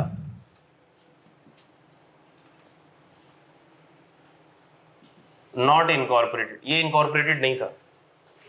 तो सर ये था कहाँ? हमने कहा ये था सिटी बैंक में। सिटी बैंक यूएसए में था, जहां तक मुझे याद पड़ा, कंट्री चेक कर लेना, ऐसा ना गलत लिख दिया मैंने, जहां तक मेरी नॉलेज है यूएसए का बैंक था। ठीक है, तो भाई सिटी बैंक यूएसए, उसने यहां पे कोई कंपनी इनकॉर्पोरेट नहीं करवाई। जब कोई कंपनी इनकॉर्पोरेट ही नहीं हुई तो क्या वो रेजिडेंट होगी?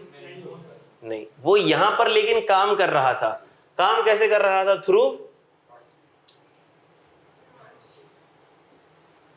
थ्रू ब्रांच ऑफिस काम कर रहा था, थ्रू ब्रांच ऑफिस काम कर रहा था।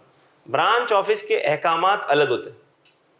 ये कोई कंपनी इनकॉर्पोरेट नहीं हुई है, ये कोई कंपनी इनकॉर्पोरेट नहीं हुई है, इसने कोई इदारा इनकॉर्पोरेट नहीं करवाया। अब होगा क्या?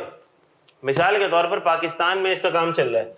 कैसे काम चल रहा है? इसने कोई कंपनी इनकॉर्पोरेट नहीं कराई है, लेकिन काम करने से मना तो नहीं है ना। ब्रांच खोल के काम कर लिया, लाइसेंस लेके काम कर लिया, लेकिन कंपनी इनकॉर्पोरेट नहीं कराई, किसी लॉ के तहत कोई कंपनी इनकॉर्पोरेट नहीं करवाई। तो हम ये कहेंगे कि यहां से जितने भी पैसे इसके आएंगे उसे हम क्या कहेंगे? Pakistan source income. Pakistan source income. हमने कहा ये सिटी बैंक यूएसए क्या कंपनी है? कंपनी तो है। रेजिडेंट है नॉन रेजिडेंट है?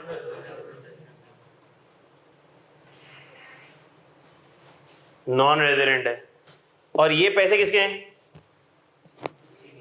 इसी के हैं। और लेकिन ये है क्या? Pakistan source income. तो क्या मैं ये कह सकता हूं कि यहां से जो भी ये पैसे कमाएगा ये कहलाएगी Pakistan source income of a non resident company? Pakistan में टैक्स होगी? हाँ सर, पाकिस्तान में टैक्स होगा, क्योंकि नॉन रेजिडेंट की पाकिस्तान सोर्स इनकम तो कहां टैक्स होती है? पाकिस्तान में टैक्स होती है। लेकिन मैं क्या इससे ये कह सकता हूं कि ए सिटी बैंक, तू अपनी पूरी दुनिया की इनकम मुझे बता, मैं उस पर टैक्स लगाऊंगा। सिटी बैंक बोलेगा ज्यादा बकवास की तो ये ब्रांच ऑपरेशंस भी खत्म कर दूंगा मैं, आइंदा से सवाल नहीं करना हमसे। एक तो यहाँ पर आकर हम काम कर रहे हैं, एहसान मानो हमारा, फिर आप उल्टे सीधे सवाल कर रहे हो हमसे। तो हमने कहा कि सिटी बैंक यहाँ पर कोई इनकॉर्पोरेटेड नहीं है। बात समझ आ रही? अगर ये इनकॉर्पोरेटेड होता भी तो भी क्या करता? ये इसकी तरह वाला काम करता, इसको एक अलग इदारा बना देता, इसको एक अलग इदारा बना देता, इसको एक अलग कंपनी बना देता, ताकि हमारे हाथ इस तक ना पहुंचे। ये इदारा अलग बन गया, ये कंपनी अलग बन गई। अब हम इसके बारे में बात करेंगे, तेरी क्या पाकिस्तान सोर्स इनकम है, तेरी क्या फॉरेन सोर्स इनकम है। ये एक एंटिटी अलग बन गई, कंपनी अलग बन गई। क्या ये आपको बात समझ आ रही है? ये एक लीगल स्ट्रक्चर अलग बन गया। अच्छा, किसी का कोई सवाल यहाँ तक? जी।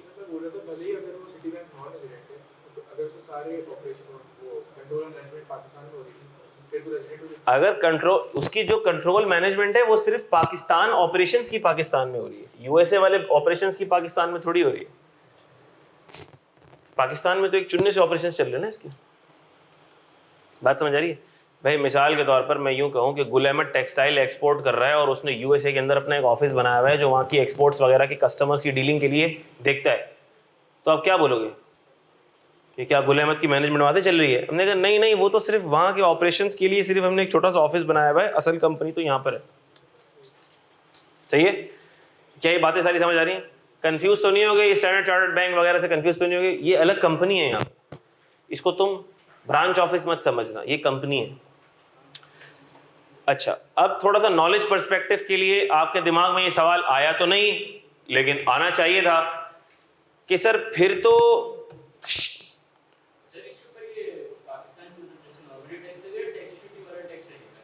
किसके ऊपर बेटा? अच्छा, इसके ऊपर जो टैक्स लगेगा ना, अब होता ये है कि ये कहलाती है परमानेंट एस्टैब्लिशमेंट। ब्रांच ऑफिस जो होते हैं ना, मैं इसके ऊपर ज़्यादा डिटेल में इसलिए नहीं जाना चाह रहा था, ये दुनिया अलग हो जाती है थोड़ी सी। जो ब्रांच ऑफिस, जब किसी भी इंटरनेशनल कंपनी का कोई ब्रांच ऑफिस यहाँ खुल जाता है ना, तो उसको हम कहते हैं परमानेंट एस्टैब्लिशमेंट। क्या कहते हैं? उसकी सिर्फ डेफिनेशन है आपके कोर्स में, उसकी टैक्सेशन नहीं है आपके कोर्स में। उसकी टैक्सेशन आती है सेक्शन नंबर 152 में, जो कि आपके कोर्स का पार्ट नहीं है, वो सीए फाइनल में आता है। और उसकी टैक्सेशन थोड़ी टेक्निकल होती है, नॉन रेजिडेंट पर्सन की टैक्सेशन थोड़ी सी टेक्निकल होती है, वो आपके कोर्स का पार्ट नहीं है। आपके बस बेसिक कॉन्सेप्ट समझना आपके कोर्स का पार्ट है, इतना काफ़ी, बस दैट्स इट। अब इससे ज़्यादा कुछ नहीं समझना आपने।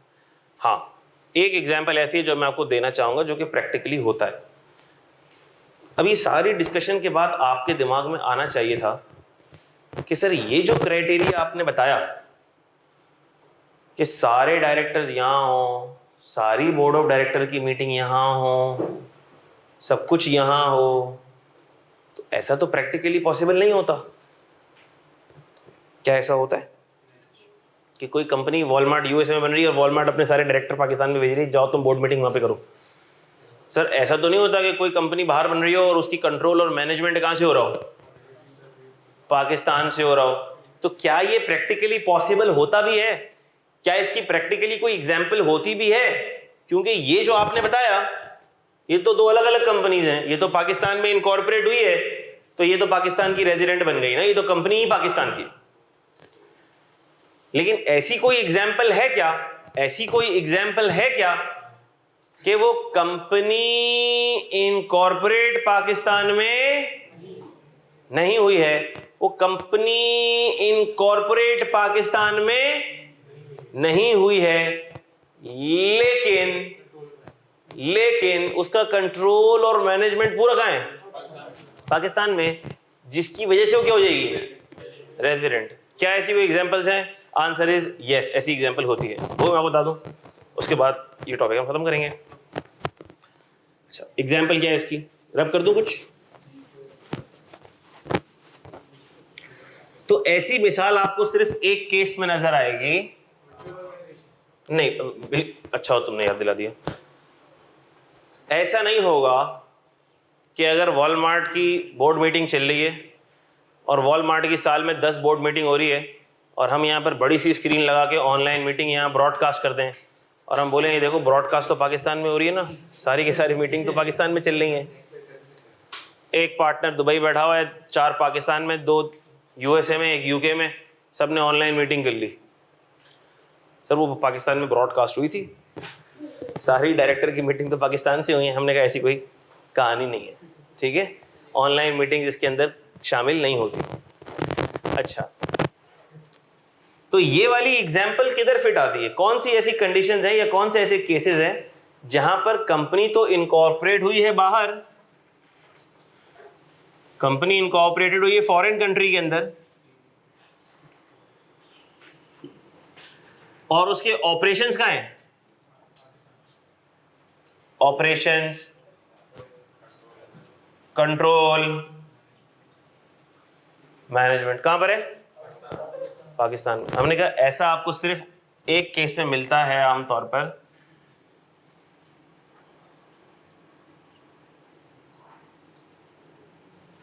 पेट्रोलियम एक्सप्लोरेशन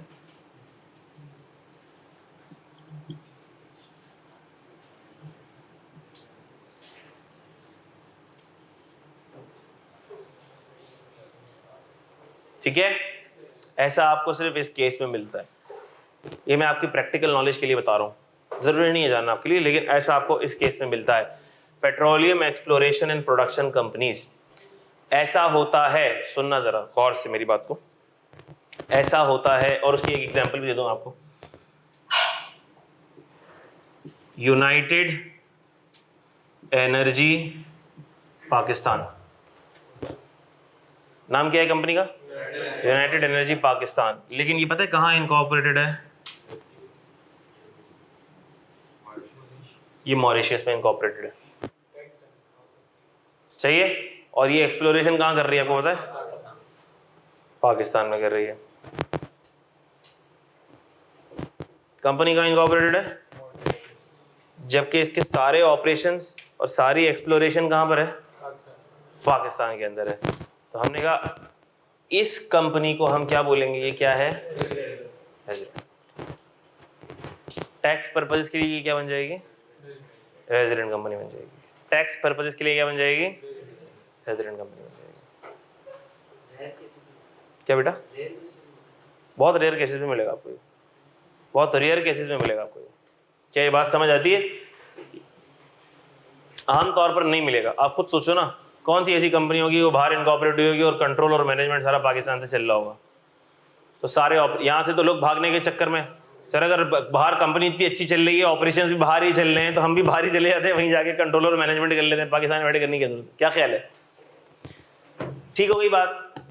फिर से मैं समराइज कर दूं, कंपनी के केस में कंपनी कब रेजिडेंट होगी? जब कंपनी पैदा ही पाकिस्तान में हो, इनकॉर्पोरेट ही पाकिस्तान में हो। तो हमने कहा अब हम कोई और चीज़ देखेंगे ही नहीं और हम बोल देंगे कि ये कंपनी क्या है? रेजिडेंट। प्रोविंशियल और लोकल गवर्नमेंट तो हमेशा ही क्या होंगी? रेजिडेंट। और कोई कंपनी जो पाकिस्तान में पैदा नहीं हुई है, इनकॉर्पोरेट नहीं हुई है, क्या वो रेजिडेंट हो सकती है? कब? Control and management of affairs is situated wholly in Pakistan during taxes. याद हो गया? समझ में आ गया तो याद भी हो गया। तीन कंपनी की रेजिडेंशियल स्टेटस की तीन बातें याद है आपको? क्राइटेरिया याद। Number 1, company incorporated in Pakistan, resident. Provincial government, local government, resident irrespective of any condition. Number 3, company incorporated outside Pakistan if control and management of affair is situated wholly in Pakistan during। याद हो गई बातें? कौन सुनाएगा? देख लो जल्दी से, कौन सुनाएगा? तीन बातें छोटी छोटी सी बातें मैंने आपको सुना दी। पहला, company incorporated in Pakistan, resident. Provincial government, local government, resident irrespective of any condition. Company incorporated outside Pakistan, management and control of affairs wholly situated in Pakistan during the tax year। तीन बातें। कौन सुनाएगा जल्दी? मैं चाहता हूँ पीछे वाले हाथ रेस करें। पीछे तुमने एक दफा बता दिया। हाँ, तुम बताओ बेटा, नाम क्या है पहले बताओ? अबू हुरैरा, माशाल्लाह, बहुत जबरदस्त नाम है। बेटा बताओ। Company incorporated in Pakistan, local government and provincial government are also resident. दूसरी बात और तीसरा ये था कि a company which is incorporated outside from Pakistan but only operations done in. Control अल्फाज लॉ वाले इस्तेमाल करने। Control and management of affairs is situated wholly in Pakistan during the tax. थोड़ा सा जरा अल्फाज के ऊपर फोकस रहे। Control and management of affairs wholly situated in Pakistan, ये इसकी की टर्मिनोलॉजी है। यहाँ से अब एक और बंदा बता दे, कोई यहाँ से कोई और बता दे जल्दी से। एक बच्चा रिपीट कर दे जल्दी जल्दी, शाबाश। याद हो गया आप लोगों को? शर्मा रहे हो आप लोग? तुम बताना चाह रहे थे, बता दो। Company incorporated Pakistan is resident और local government and provincial government. ठीक है। Company incorporated outside of Pakistan, लेकिन उसके ऑपरेशन नहीं, लेकिन उसका कंट्रोल और मैनेजमेंट अगर पाकिस्तान में है। Management of affairs wholly situated in Pakistan during tax year. जबरदस्त होगी बात, ठीक हो गई बात, बिल्कुल ठीक है। याद हो गया ना? देखो समझ गए तो याद हो गया। अब एओपी का मैं सिर्फ डिस्कस करूंगा और आपको याद हो जाएगा।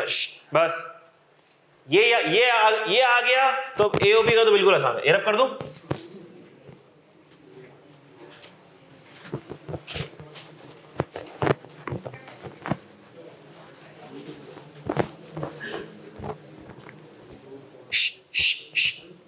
बातें नहीं बेटा।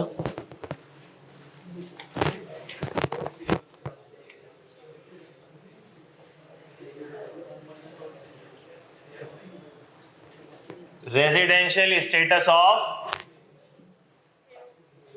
एओपी। एओपी के अंदर अभी हम आसानी के लिए एओपी की पूरी टैक्सेशन हम बाद में पढ़ेंगे, ये हमारे कोर्स का पार्ट है। कंपनी तो पार्ट नहीं है कोर्स का इतना ज़्यादा, एओपी पार्ट है। एओपी के अंदर मैंने आपको बताया आम तौर पर अभी जो हमारी समझ में आती हैं वो क्या आती हैं?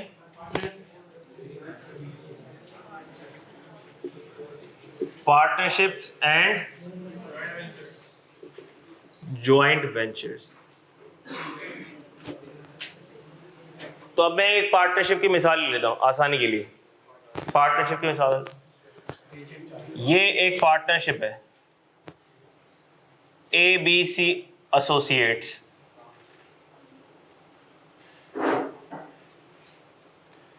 कंपनी की मिसाल ले रहा हूँ तो उसमें कहीं ना कहीं लिमिटेड शिमिटेड लगा हुआ होगा, सही है। अब पार्टनरशिप की ले रहा हूं तो एसोसिएट्स ऐसे कुछ कह दिया मैंने। या पार्टनरशिप की मिसाल अगर मैं ऐसे भी ले सकता हूं, कोई पार्टनरशिप आपको ऐसी भी मिलेगी, ABC एंड कंपनी। अब ये ABC एंड कंपनी, क्या ये कंपनी है? सवाल अच्छा, ये खुद ही निकल गया सवाल, मैंने चाहा नहीं था ये पूछना। ABC and company, is this any company? नहीं, मेरा सवाल क्या ये कंपनी है या नहीं? नहीं, कंपनी नहीं। इसमें कहीं लिमिटेड शिमिटेड तो वैसे नजर नहीं आ रहा। ABC एंड कंपनी, इसमें कहीं लिमिटेड नजर नहीं आ रहा अनटिल अनलेस बताया जाए कि ये कोई NPO वगैरह है। अदरवाइज कंपनी की इंडिकेशन क्या होगी? या तो प्राइवेट लिमिटेड लगा हुआ होगा या सिर्फ लिमिटेड लगा हुआ होगा। ठीक है, ABC प्राइवेट लिमिटेड कंपनी है, education works private limited company है, हायर लिमिटेड कंपनी है। यूनिलीवर पाकिस्तान लिमिटेड कंपनी है, एंग्रो फूड्स लिमिटेड कंपनी है, पाकिस्तान टेली कम्युनिकेशन लिमिटेड लगाओ, प्राइवेट लिमिटेड लगाओ, ऐसी कोई चीज़ लगी हुई हो तो कंपनी लगे, अदरवाइज फर्म्स पार्टनरशिप, ठीक है। ABC एसोसिएट्स, ठीक है, ABC एसोसिएट्स अभी एक पार्टनरशिप फर्म है। इसका 3 पार्टनर्स होंगे इसके, ऐसा ही है, AB और C। A पाकिस्तान में है और B और C बाहर बैठ के इस फर्म को चला रहे हैं। आओ देखते हैं residential status of AOP। AOP partnership joint ventures shall be considered as resident if control and management of affairs is situated wholly or partly in Pakistan। सुना लग रहा है सर? पहले सिर्फ होली लिखा हुआ था, अब क्या भी लिखा हुआ है? होली और पार्टली। तो अगर होली मैनेजमेंट और कंट्रोल्स पाकिस्तान में हो रही है तो ठीक है, लॉजिकल है, फिर तो रेजिडेंट। लेकिन यहाँ पे साथ में क्या भी लिखा हुआ है? पार्टली। अब मिसाल के तौर पर ये ABC एसोसिएट्स एक पार्टनरशिप फर्म है और इसके ऑपरेशंस कहाँ भी होंगे? हो सकता है पाकिस्तान में भी हो, और हो सकता है इसके ऑपरेशंस या मैनेजमेंट या कंट्रोल कहाँ से भी चल रहा हो? बाहर से भी चल रहा हो। देखो 2 पार्टनर इसके बाहर हैं, 2 पार्टनर इसके बाहर हैं, लेकिन ये पार्टनरशिप पाकिस्तान की पार्टनरशिप, ठीक है, पार्टनरशिप पाकिस्तान के अंदर थी। और इसके पार्टनर्स कहाँ हैं? क्या इसका मैनेजमेंट और कंट्रोल पूरा पाकिस्तान से चल रहा है? उन्होंने कहा नहीं, पूरा पाकिस्तान से नहीं चल रहा। जब इसका मैनेजमेंट और कंट्रोल पूरा पाकिस्तान से नहीं चल रहा तो सर क्या इसे मैं रेजिडेंट कहूँ? उन्होंने कहा क्राइटेरिया देखते हैं।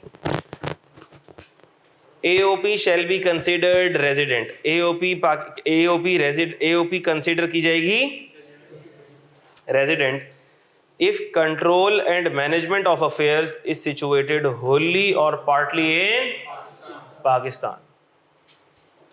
अच्छा, अब मजे की बात ये, इसमें कोई इनकॉर्पोरेशन का वर्ड भी नहीं लिखा हुआ। इसका मतलब ये भी है कि अगर ये ABC एसोसिएट्स,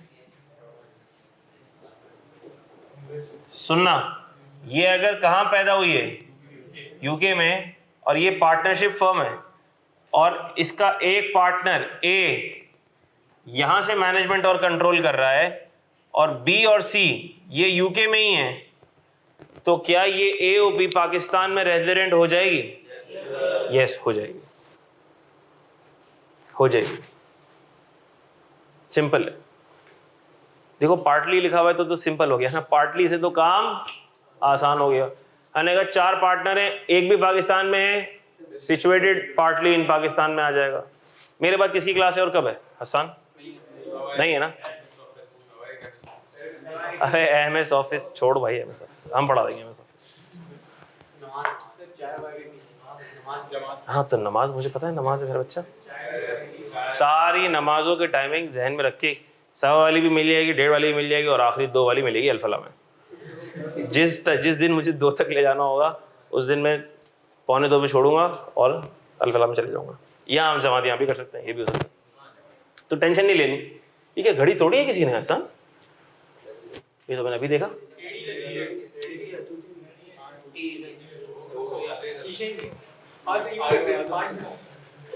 स्टूडेंट्स ने गुस्से में आके तो नहीं तोड़ी? सर क्लास ही खत्म नहीं करी, गलत है, ठीक है। अच्छा भाई बात सुनो, तो हमने कहा AOP के अंदर सिलसिला आसान हो गया। एग्जामिनर ने हमें दिया ABC एसोसिएट्स, 1 महीने इसके ऑपरेशंस पाकिस्तान में चले। आपको मैं एग्जांपल्स दे रहा हूं, सवाल ऐसे ही आते हैं। 1 महीने इसका मैनेजमेंट और कंट्रोल ऑफ अफेयर्स पाकिस्तान में चला, जुलाई 23 1 महीना इसका मैनेजमेंट और कंट्रोल पाकिस्तान में चला। फिर इसने अपना मैनेजमेंट और कंट्रोल UK में शिफ्ट कर लिया। 1 महीना पाकिस्तान में चला, 11 महीने UK में चला। पाकिस्तान में रेजिडेंट है नॉन रेजिडेंट है? रेजिडेंट। सिर्फ 1 महीने की वजह से हमने कहा सर पार्टली के अंदर एक दिन भी होता तो पार्टली में फॉल कर जाता। एक और सवाल एग्जाम में आया, ABCD एसोसिएट्स 4 पार्टनर हैं, 3 यूके में, 1 पाकिस्तान से चला रहे हैं पार्टनरशिप को, क्या ये रेजिडेंट है नॉन रेजिडेंट है? क्यों सर? पार्टली में पार्टनर भी आ गया, पार्ट ऑफ द ईयर भी पार्टली में आ गया, एक पार्टनर पाकिस्तान से बैठ के काम कर रहा है वो भी पार्टली में आ गया, पार्टली पार्टली सब पार्टली भाई। Party of FBI, partly means party of FBI, कुछ भी पार्टली के अंदर आ जाएगा, पार्टली का कोई क्राइटेरिया नहीं है। बात समझ आ रही है? 4 में से एक पार्टनर, 2 पार्टनर एक पार्टनर पाकिस्तान में, पार्टली में फॉल कर जाएगा। ऑपरेशंस पार्टली पाकिस्तान में चल रहे हैं, पार्टली में फॉल कर जाएगा। Part of the year Pakistan में चल रहे हैं, पार्टली में फॉल कर जाएगा। पार्टली पार्टली पार्टली, ठीक हो गई बात? जो एग्जाम के सवाल में कोई भी ऐसी इंडिकेशन आ जाए तो आपने कह देना है कि ये वाली AOP क्या बन जाएगी? क्या बन जाएगी? रेजिडेंट बन जाएगी। तो क्या इसका क्राइटेरिया भी याद हो गया?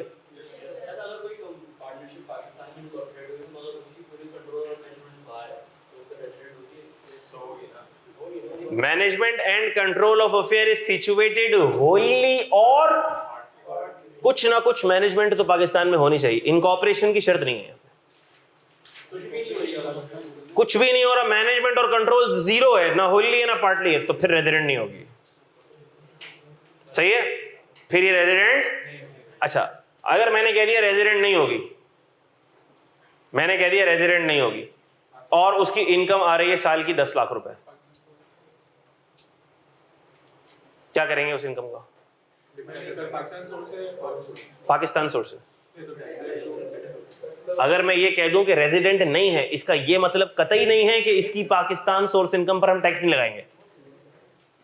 अगर मैं कह रहा हूं रेजिडेंट नहीं है, इसका मतलब ये है कि इसकी फॉरेन सोर्स इनकम बच गई, पाकिस्तान सोर्स इनकम तो हमारे हाथ से वैसे ही नहीं बचेगी। एक सूरत में बच सकती है, कौन सी सूरत में? Tax treaty.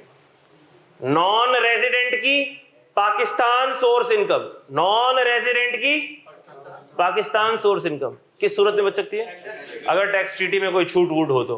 रेजिडेंट की पाकिस्तान सोर्स इनकम किस सूरत में बच सकती है? वो कभी नहीं बच सकती। रेजिडेंट की पाकिस्तान सोर्स इनकम किसी सूरत में भी टैक्सेशन से नहीं बच सकती। ये बातें क्या मैं समझा पा रहा हूं या ये ऊपर से गुजर रही हैं? समझ आ रही है बातें ये वाली? जबरदस्त।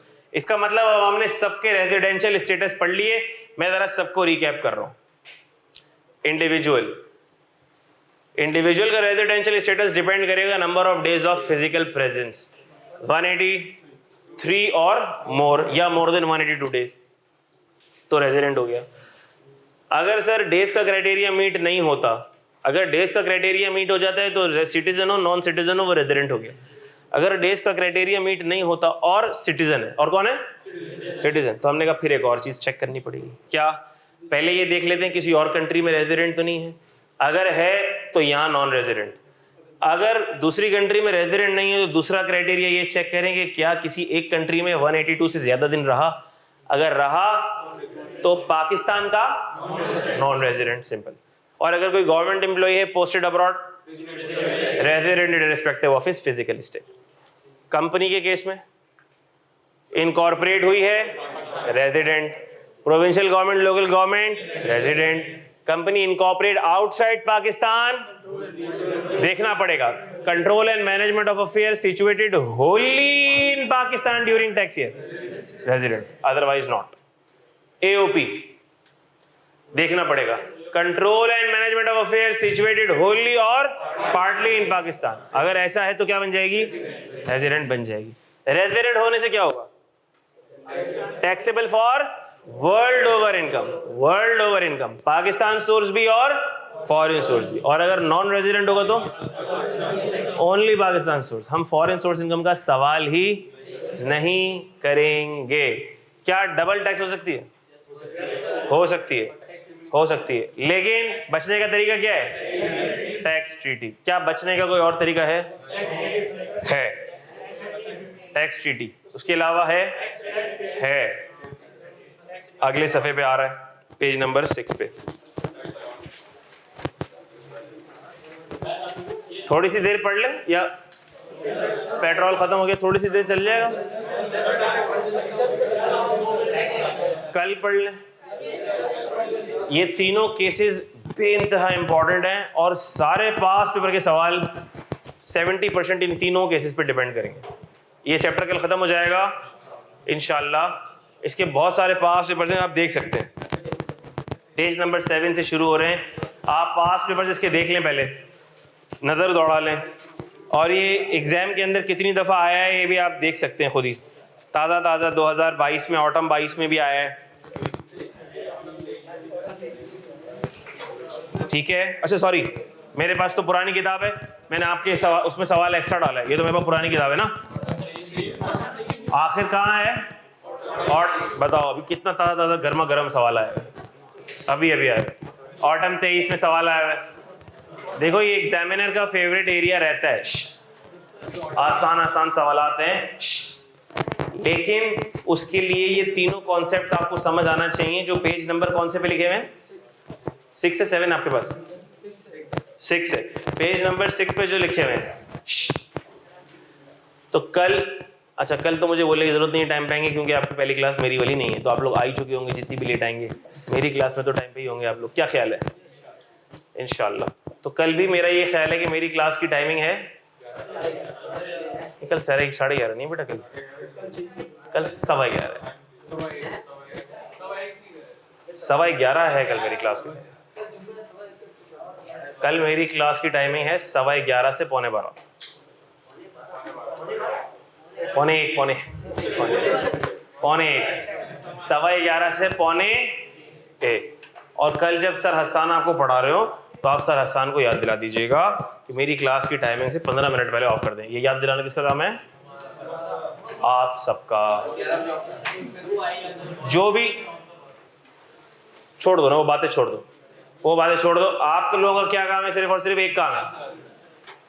सर मोनीर ने कहा था वो डॉट टाइम पे क्लास स्टार्ट करेंगे, प्लीज ऑफ कर दें, ब्रेक दे दें। अब तुम लोग टाइम टेबल में देख लोगे, सुन लो तसल्ली, अब तुम लोग टाइम टेबल में देख लोगे कि मेरी क्लास का टाइम क्या है। अगर 11:30 बजे है तो सर को क्या रिक्वेस्ट कर दोगे? सर 11:15 पे प्लीज़ ऑफ कर दें। सर मुनीर 11:30 पे डॉट स्टार्ट कर देंगे और प्लीज़ हमें थोड़ा सा ब्रेक दे दें, हमें भी ज़रा सांस लेने का। ठीक है वही बात, प्लीज़, क्योंकि मैं 11:30 पे स्टार्ट कर दूँ, मैं 11:30 जाऊँगा, मैं स्टार्ट करूँ। अब ये आप लोगों का काम है कि आप लोग अपनी क्लास कम से कम 10 मिनट पहले, 15 मिनट पहले ऑफ करो। 10 मिनट पहले तो ऑफ करा लो, 5 मिनट तो मैं भी ऊपर ले लेता हूँ, किसी टीचर की क्लास होती है तो 10 मिनट तो दे देता हूँ, तो 10 मिनट पहले आप ऑफ ज़रूर करवा लेना। ठीक हो गई बात? ये आप लोगों का काम है, याद रहेगा। मैं जो भी टाइम होगा, टाइम टेबल में जो भी टाइम होगा, मैं डॉट उतने बजे क्लास स्टार्ट कर दूँगा, डॉट। इंशाल्लाह अल्लाह की ज़ात है जो सारे के सारे फैसले करने वाली है, लेकिन मैं इंशाल्लाह डॉट उतने बजे क्लास स्टार्ट करूँगा। नहीं सुनो भाई, मेरी क्लास का कोई ताल्लुक भी KNS की घड़ियों से नहीं है। मेरा है पाकिस्तान स्टैंडर्ड टाइम, जो तुम्हारे फ़ोन में आता है रियल टाइम बेसिस के ऊपर, वो वाला टाइम मैं उसको देख के चलता हूँ और कोई घड़ी को देख के नहीं चलता। तो जब आपके पास उस घड़ी के हिसाब से डॉट टाइम हो जाएगा तो मेरी क्लास शुरू हो जाएगी। सही है? थैंक यू, अल्लाह हाफिज़।